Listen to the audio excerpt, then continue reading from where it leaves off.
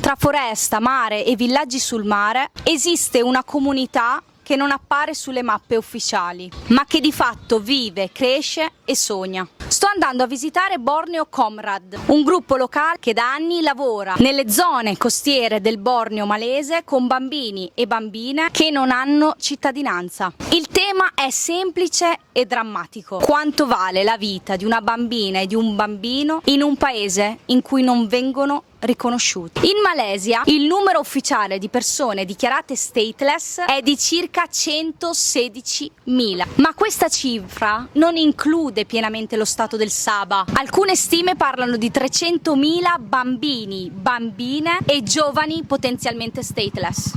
Essere senza patria vuol dire essere senza documenti, non poter accedere pienamente a scuola, sanità e servizi essenziali. Significa vivere nell'ombra della legalità, mentre altri bambini e bambine camminano verso le loro aule di scuola. E le bambine, per la loro parità, è ancora più difficile. Prima perché stateless, poi perché donne. In questa puntata racconteremo le barriere che incontrano e come Borneo Komrad aiuti loro nell'accesso alla scuola e ai servizi base. L'impegno concreto di questa organizzazione è dare un nome, una riconoscibilità, una promessa di futuro a bambini e bambine che altrimenti resterebbero invisibili. My name is Shafiq.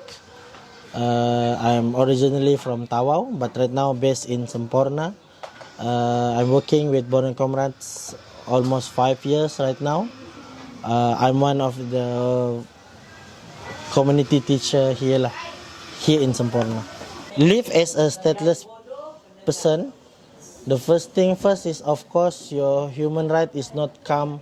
Supposedly the human right is live within you, but if you are a stateless person, many things that you are being rejected. For example, like the right to study, the right for healthy, the right for belonging.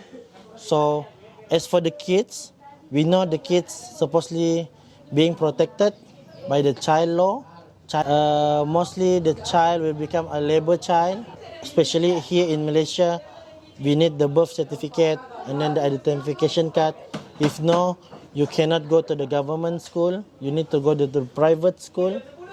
Of course, it will be burden to the economy, family. In the circle life of poverty, of course, we can hear like the child marriage is still happening here.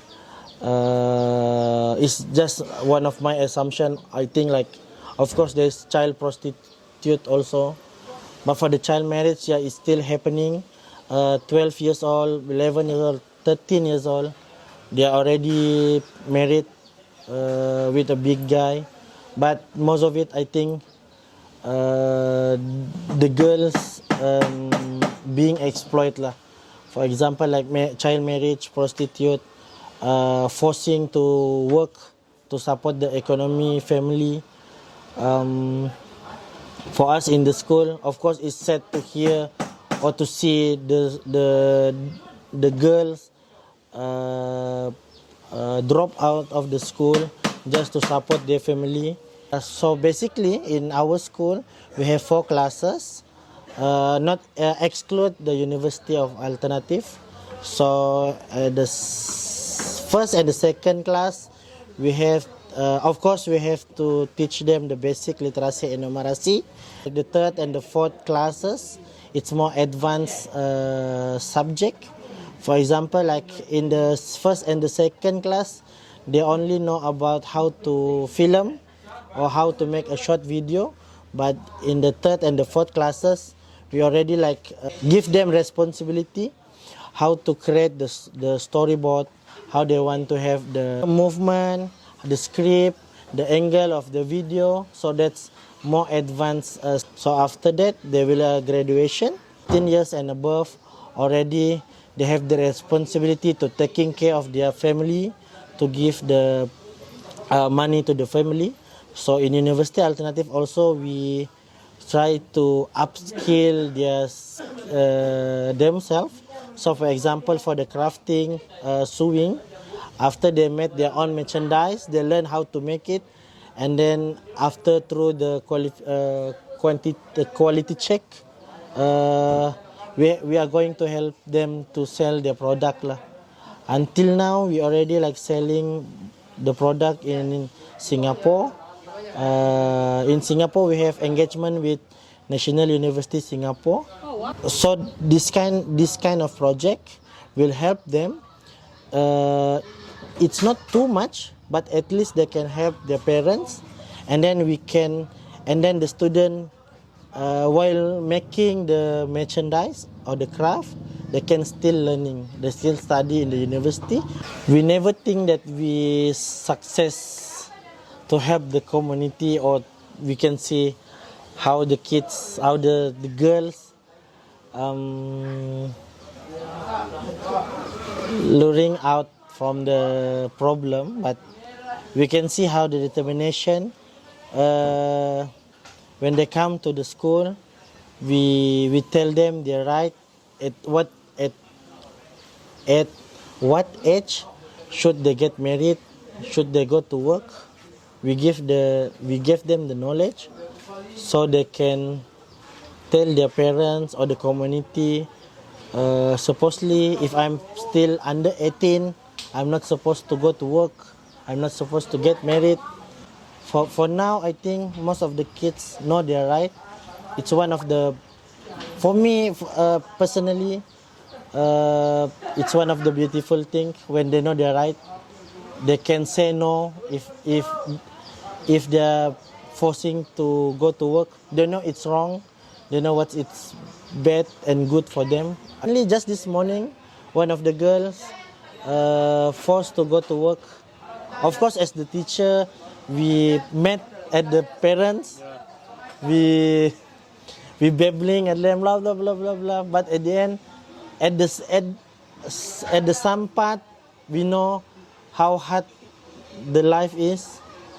So we make a negotiation. If can just to maintain your monthly salary for the family, and then make her come to school again. We see there is no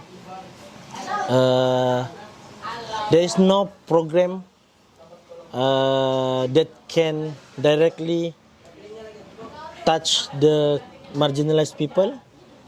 For me, it's like a cosmetic, just to show the world, but the reality on the ground, nothing happening. In Sabah, there's a lot of alternative school.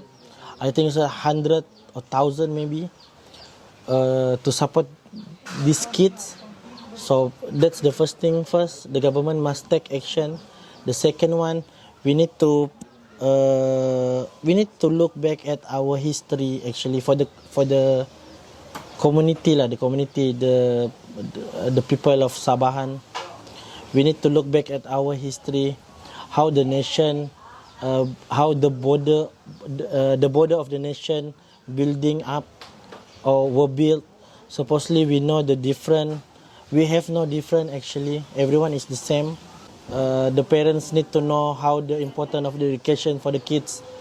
Even though it cannot give you money, but the education can change your life for a better life lah.